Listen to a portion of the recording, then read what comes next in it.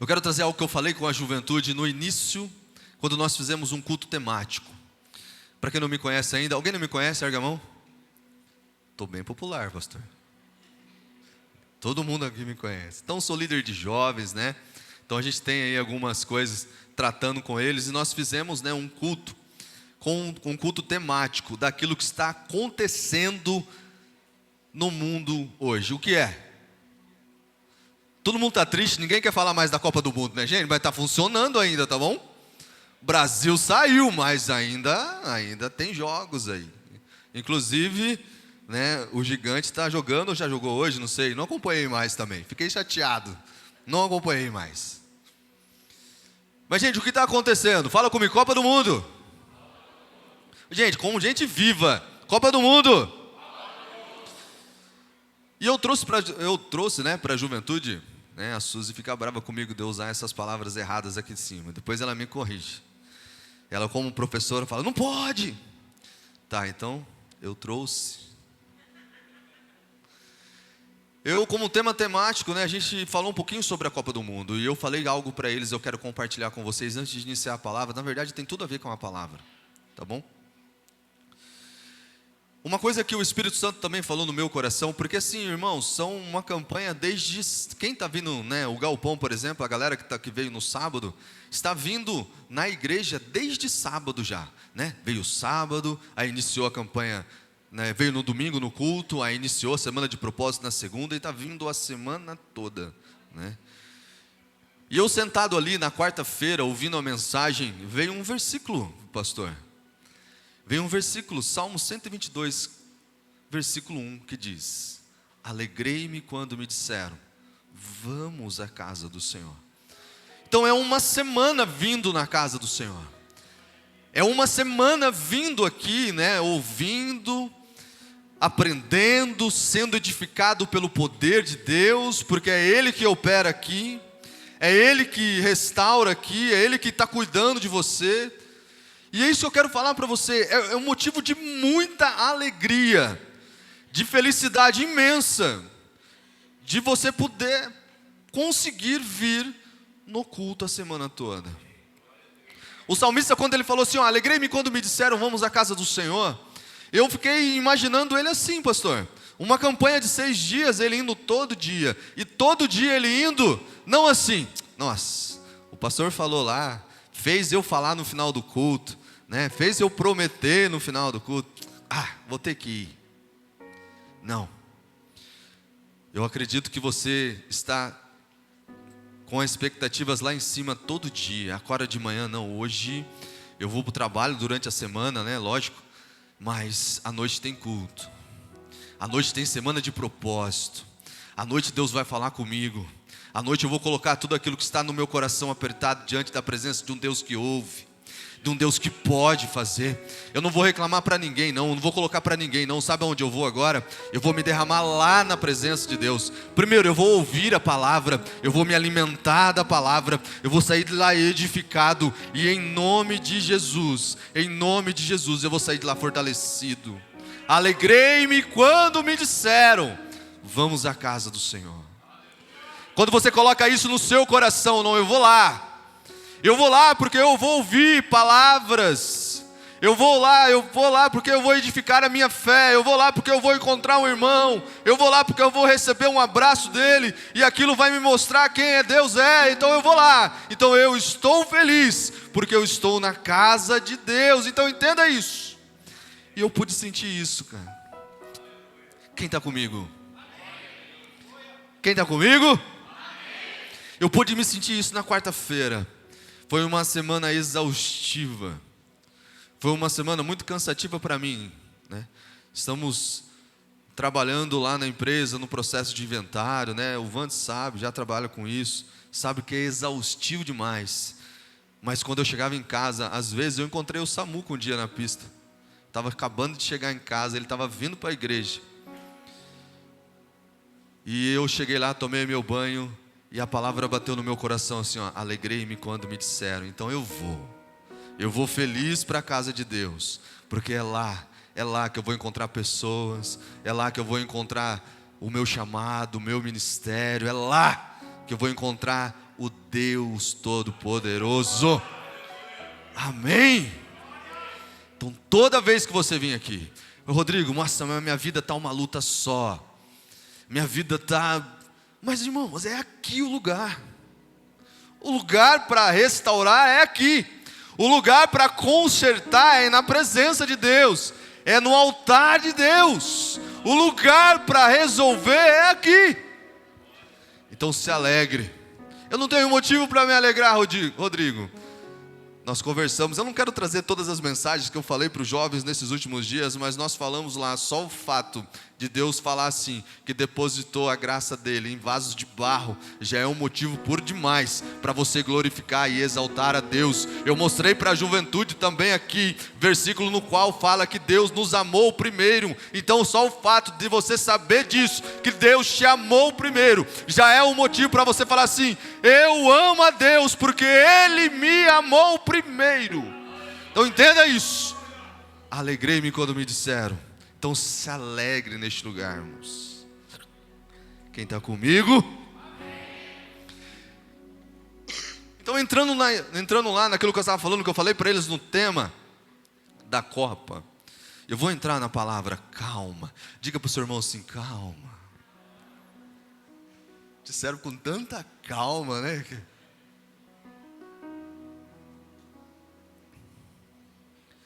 Hoje eu vou precisar beber um pouquinho mais de água, né? Porque eu estou com uma tossinha aqui. Vamos combinar algo então, para não ficar um vazio. Eu sei que o Samuca é muito fera, né? Ele faz ali o solinho. Mas toda vez que eu beber água, você dá um glória a Deus. Vamos testar? Obrigado, gente. Vocês são bênçãos demais. Falando da Copa, e eu falei para eles assim, que a convocação dos jogadores, né, quando o técnico, não vou falar o nome dele aqui, senão talvez eu fale errado. Aí, né, ele estava convocando lá os jogadores e filmou, né? Filmou. Ancelotti, tá bom, todo mundo ficou gritando aí, Ancelotti. Tá bom, falei.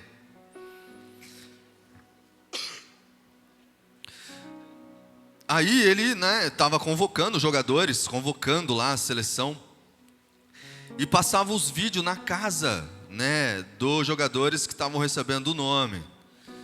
E era um motivo de muita festa, né? O técnico estava lá na escalação, aí ele falava o nome de um jogador, aí ia lá um vidinho aonde o jogador era convocado, e a família, não sei o que, tal, alegrava. Tinha jogadores até que choravam. E para disputar um campeonato que ele acontece de 4 em 4 anos, aonde tem fim, aonde é eliminado se não jogar bem, né? Se não jogar, se não cumprir, é eliminado. E eu falei assim com a juventude. A Bíblia diz em Efésios capítulo 1, versículo 4: antes da fundação do mundo, Deus já te escolheu. Eu vou falar de novo. Porque isso é tremendo demais. Em Efésios capítulo 1, versículo 4, diz que antes da fundação do mundo, Deus já te escolheu. Os jogadores, eles ficaram super contentes para disputar um campeonato mundial, no qual aquilo tem um final. Vai ter um fim um dia. Vai chegar no final um dia. Quem está comigo? Vai chegar no final um dia aquilo lá. Mas a Bíblia, a palavra de Deus, está dizendo assim, irmãos, que Ele te escolheu, não para ser 4 anos, mas é para morar na eternidade. Então já é motivo demais para você dar obrigada, para você dar glória a Deus, para você dar aleluia, para você engrandecer o nome dEle, pois aquele que te convocou, aquele que te chamou desde a fundação do mundo, sabe para quê? Para morar com Ele na eternidade. Então toda vez que você ouvir isso, Deus te chamou.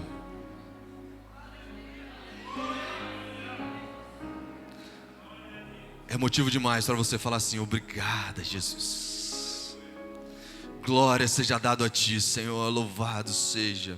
Eu falei para eles assim também, que quando você ouve uma palavra nesse sentido assim, ó,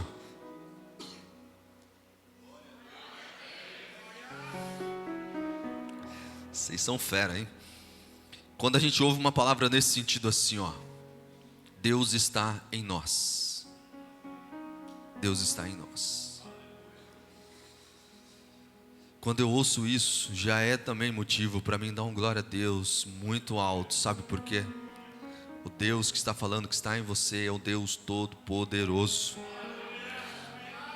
Então já é motivo. Aí, sabe por que eu estou dizendo isso? Porque talvez você entre aqui e fale assim: Rodrigo, eu não tenho motivo para dar glória a Deus. Eu já te dei 2 motivos. Então não feche sua boca. Glorifica e exalta esse Deus Todo-Poderoso, porque Ele é único e Ele é poderoso. E a Bíblia diz também em João 15,16: não fostes vós que escolhestes a mim, mas eu escolhi a vós. A seleção, os jogadores ficavam felizes por ser escolhido por aquele técnico. Então o técnico, Deus, te chama pelo nome hoje. Aleluia. Vamos no texto? Abra comigo então 1 Reis, capítulo 18. 1 Reis, capítulo 18. E eu gostaria, por favor, isso é um costume do Rodrigo, isso é o Rodrigo que tem como ele não tem nada a ver com outros pregadores. Mas se você pudesse, coloquem de pé, por favor.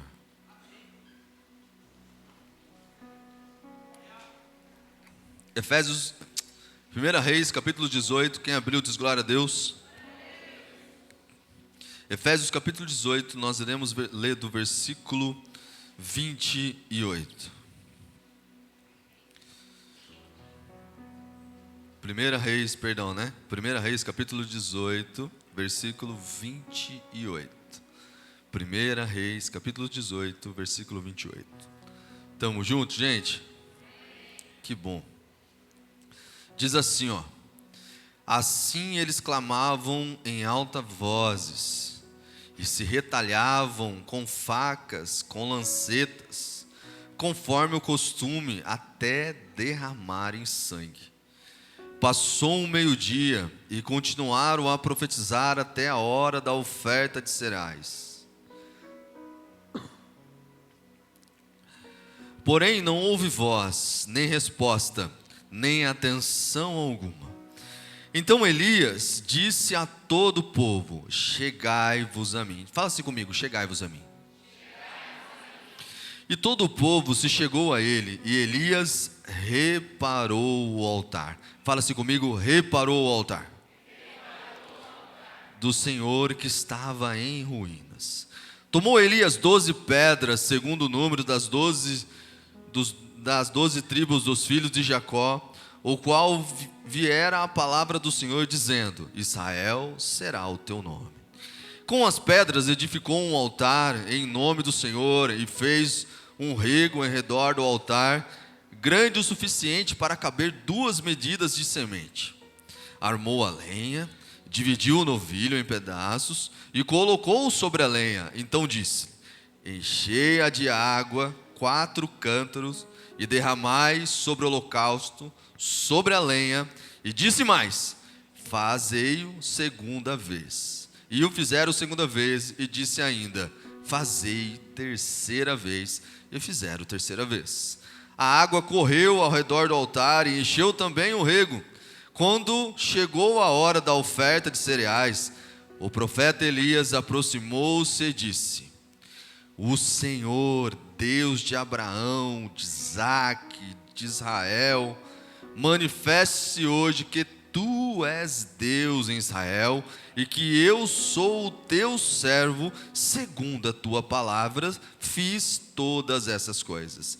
Responde-me, Senhor, responde-me, para que este povo conheça que tu, Senhor, é Deus que fizeste voltar o seu coração. Amém? Se assente, por favor. Aleluia.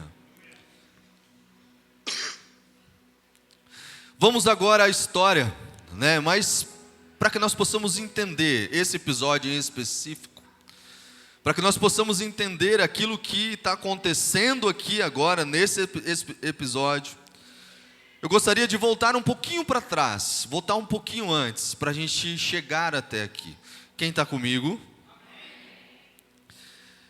Como Israel chegou neste estado? Deus havia separado Israel para si desde Abraão. Deus chamou um povo para viver com aliança. Depois vieram Moisés, Josué, Davi, Salomão. E Israel experimentou milagres, provisão, presença de Deus. Mas aos poucos começou um afastamento. E houve uma divisão do reino.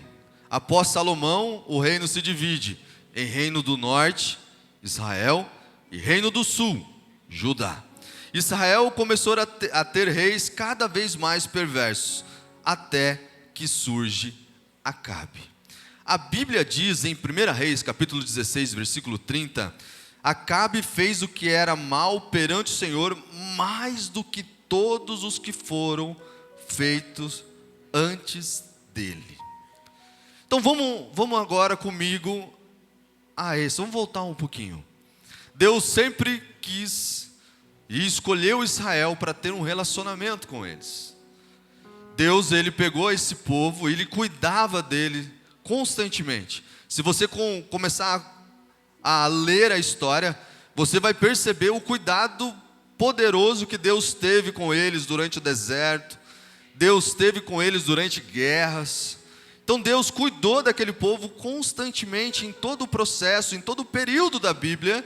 Deus estava com Israel, assim como Deus está conosco.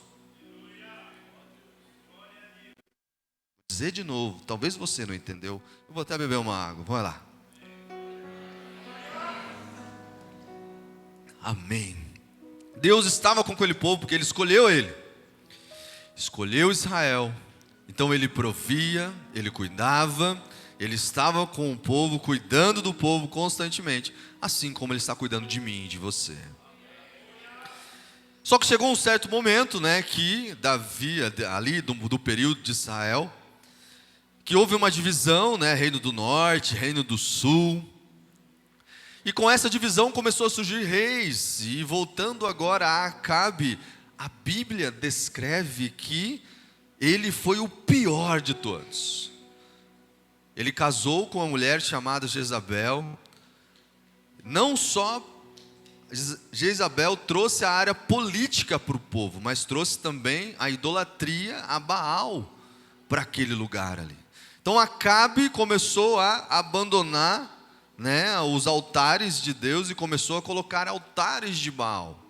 E com isso fez com que o povo de Israel também abandonasse a presença de Deus e começasse a dar mais valores aos altares de Baal.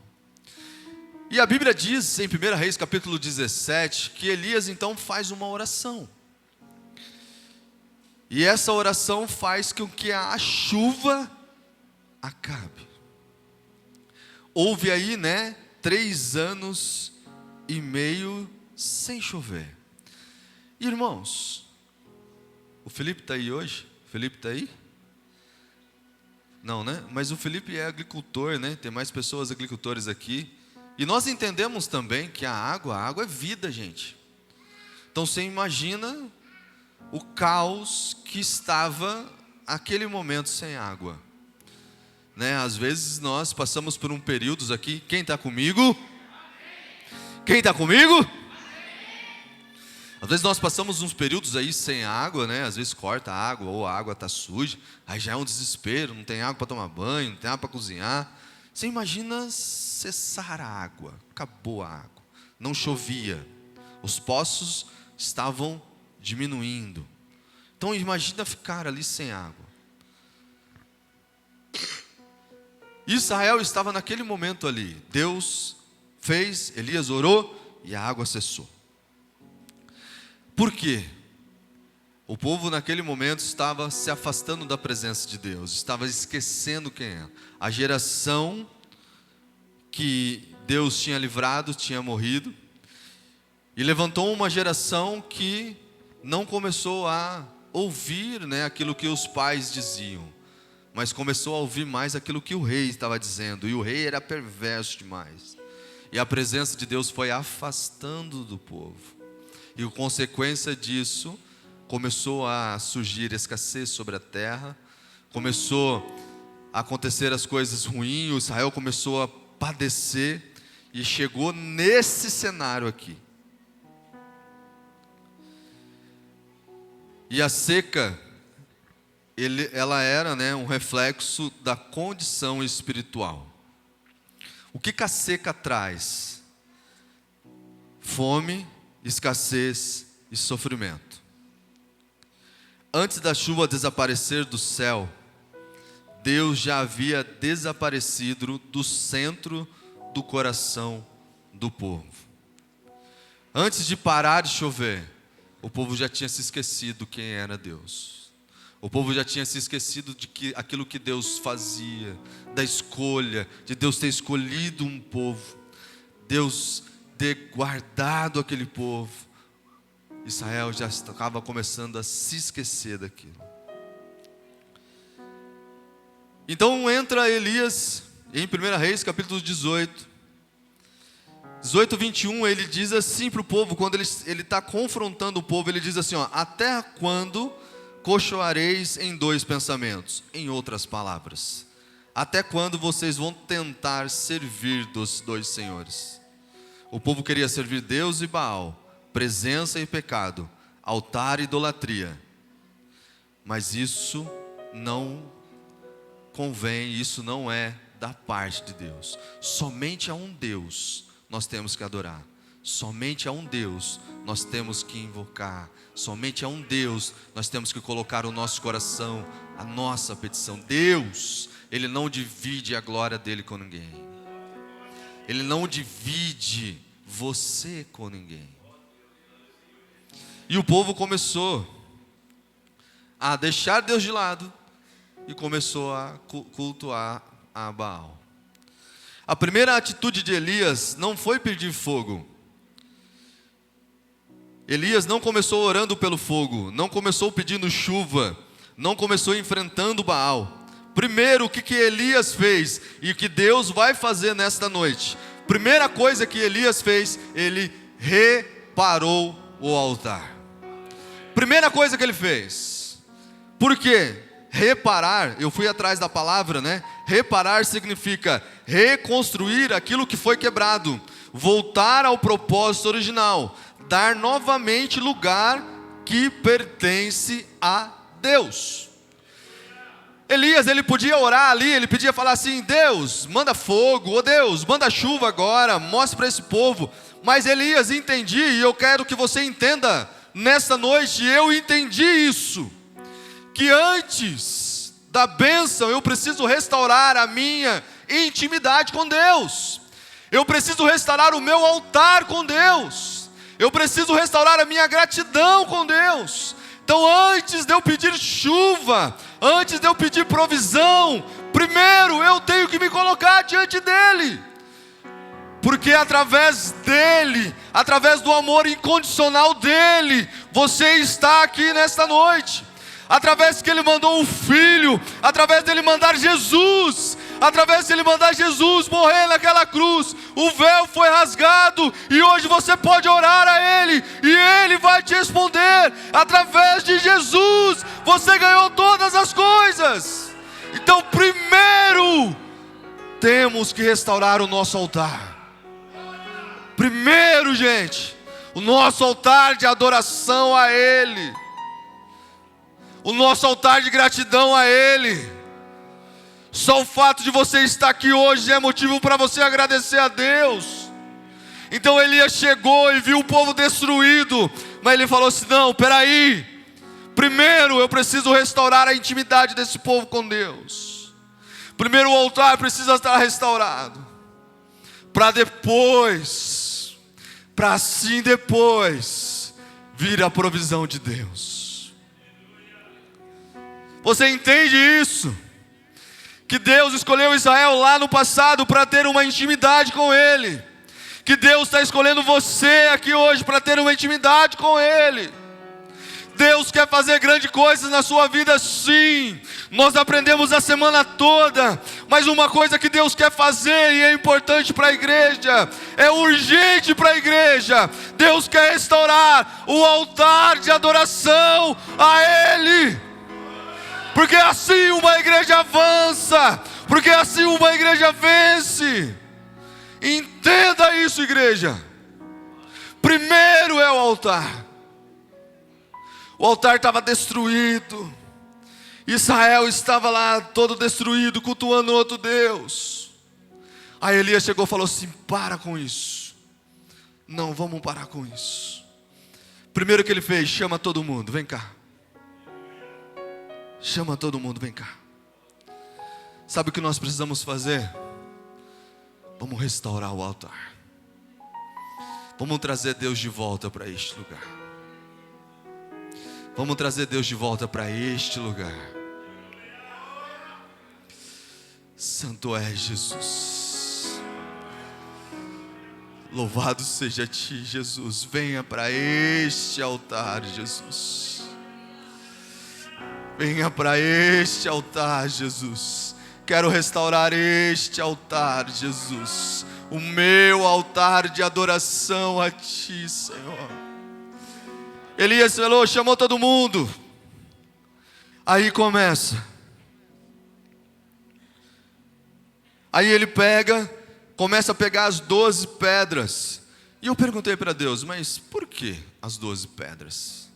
E ele começou a falar assim, né? A Bíblia diz, né, que as 12 pedras representavam as 12 tribos de Israel, que lá no passado foi dividida, mas agora ele está simbolizando, juntando tudo de novo. Sabe, em outras palavras, sabe o que ele estava fazendo ali? Ele estava trazendo a identidade do povo novamente. A identidade de adorador. A identidade de servo de Deus, não servo de Baal. A identidade de servir um Deus criador de todas as coisas. Então ele vai começando a pegar as 12 pedras e coloca ali. Então Deus também quer restaurar aqui hoje a sua identidade. A sua identidade não é o que o diabo falou que você é. O que te define não é o problema que você está passando. O que te define não é a doença que você está enfrentando. O que te define é a sua identidade que você tem com Deus. Sabe qual que é? Sabe qual que é uma das identidades que você tem com Deus? Na Copa do Mundo, somente uma seleção vai erguer a taça. E a Bíblia diz assim, que eu e você somos mais que vencedores em Cristo Jesus. Em outras palavras, o campeão sobe ao pódio, mas eu subo acima do pódio, porque através de Cristo Jesus, eu e você, nós somos mais que vencedores. Vocês entendem isso? Vocês entendem isso? Que eu e você somos mais que vencedores. Sabe o que Cristo venceu? A morte. Sabe onde o seu nome está escrito? No livro da vida. Sabe o que você vai vencer? A morte. Porque você vai morar com Ele eternamente. Então você é mais do que vencedor. Aleluia! Quem está comigo? O inimigo tenta destruir nossa identidade, mas Deus restaura primeiro quem somos. Aí, irmãos, Deus pegou, Elias falou, vamos restaurar o altar. Depois, aí sabe o que aconteceu? O fogo caiu. Aí vamos à oração de Elias. Quem está com a Bíblia aberta aí? Se o Ministério de Louvor quiser subir, já pode vir.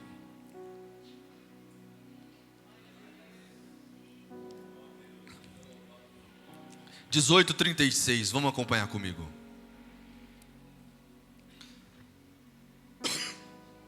Ele diz assim, ó: quando chegou a hora da oferta de cereais, o profeta Elias se aproximou-se e disse: ó Senhor, Deus de Abraão, de Isaque e de Israel, manifesta hoje que tu és Deus em Israel. Eu sou teu servo, e que segundo a tua palavra fiz todas essas coisas. Responde responde-me, Senhor, responde-me, para que este povo conheça que Tu, Senhor, é Deus, e fizeste-te voltar ao teu coração. Aí você sabe o que aconteceu? Depois de uma oração de arrependimento, depois de uma oração de entrega, depois de uma oração de reconhecimento de quem era Deus, o fogo voltou ao altar. O fogo caiu naquele altar. Mas não era um fogo comum, não. Era um fogo que vinha do alto. E a Bíblia fala assim, que aquele fogo consumiu todo aquele local. A oração nossa nesta noite é para que Deus possa restaurar o nosso altar. Mas para que isso aconteça, nós temos que nos arrepender. Nós temos que nos colocar diante dele. Nós temos que nos quebrantar diante da presença desse Deus, ao ponto de falar assim: Deus, restaura a minha intimidade contigo. Restaura. Quanto de nós, e eu me incluo nessa, faz muito tempo que nós não fazemos esse tipo de oração. Senhor, usa-me, dai-me dons espirituais, me faça, Senhor, fala comigo para que eu possa falar com as pessoas. Deus, toca na minha vida. Deus, ministra no meu coração. Deus, eu quero ser usado por Ti. Juventude, cadê a sua oração dizendo: Senhor, eu quero ser um profeta, eu quero ser um evangelista, eu quero ser um pastor. Mas nesta noite, em nome de Jesus, quem está comigo, gente? O fogo vai descer sobre o altar. Em nome de Jesus, em nome de Jesus. O Senhor vai acender a chama que ardia em seu coração há muito tempo. A oração que fazia você buscar a Deus constantemente. A oração e a vontade de ler a palavra, de orar, de buscar a Deus. Faz quanto tempo que você não lê? Faz quanto tempo que você não faz uma oração em casa? Faz quanto tempo que você nos reúne a sua família e está lá e ora? Talvez é esse altar que Deus quer restaurar nesta noite. É o altar da intimidade dentro do lar com Deus. Faz quanto tempo que você não chama a sua família e fala assim: vamos orar, vamos restaurar esse altar que está quebrado, vamos trazer o amor de Deus para dentro da nossa casa, vamos restaurar o lar. Faz quanto tempo que você não dobra o seu joelho dentro do seu quarto para não pedir nada, só para agradecer aquilo que Deus tem feito na sua vida, aquilo que Deus já fez? Faz quanto tempo? Deus quer restaurar a intimidade com você hoje, comigo hoje. É isso que Deus quer fazer nessa noite com essa igreja. Nós ouvimos na primeira mensagem: igreja, marche. E em nome de Jesus, Deus vai levantar pessoas aqui nesta noite com restauração de intimidade com Ele, e vai marchar para o Evangelho, para pregar o Evangelho, para anunciar o Evangelho, em nome de Jesus. Depois o fogo veio, altar restaurado, o fogo caiu, o povo se arrependeu. E sabe o que aconteceu depois? Sabe o que aconteceu depois? A chuva voltou, irmãos. No final da história, Elias diz: Acabe, vai, que a chuva vai voltar sobre a terra. Então entendam uma coisa, irmãos.